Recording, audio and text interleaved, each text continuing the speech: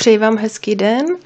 Dneska jsme tu proto, abychom vyhodnotili soutěž o deník vděčnosti, která probíhala na facebookové stránce Měním své nitro, měním svět. Je tu tady tento post. Já jsem všechny, kteří se zapojili komentářem do soutěže a odpověděli na soutěžní otázku, která byla, abyste mi napsali, co si představujete pod pojmem sebepřijetí, nebo co pro vás znamená sebepřijetí a případně, co vám se sebepřijetím pomáhá. Sepsala tady do Excelové tabulky.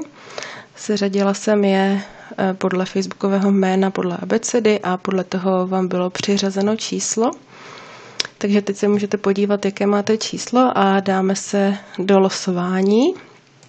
Já jsem našla generátor náhodných čísel. Máme 10 soutěžících, takže vybereme, že chceme čísla od 1 do 10 a dáme generovat, takže teď to přijde.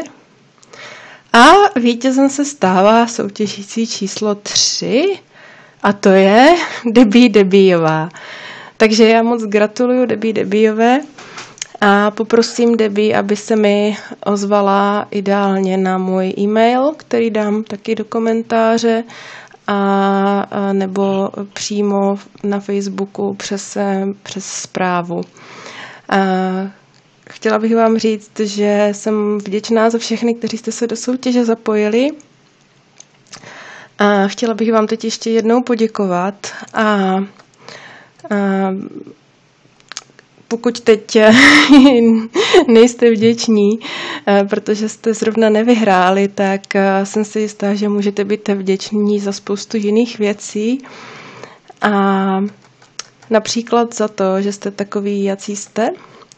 A pokud byste přece jenom potřebovali nějaké povzbuzení, tak můžete si teď zdarma stáhnout elektronickou knížečku Sebepřijetí na dosah.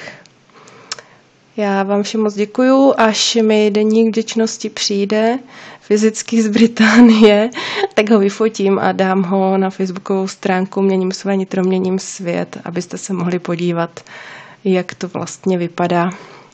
Mějte se hezky a nashledanou.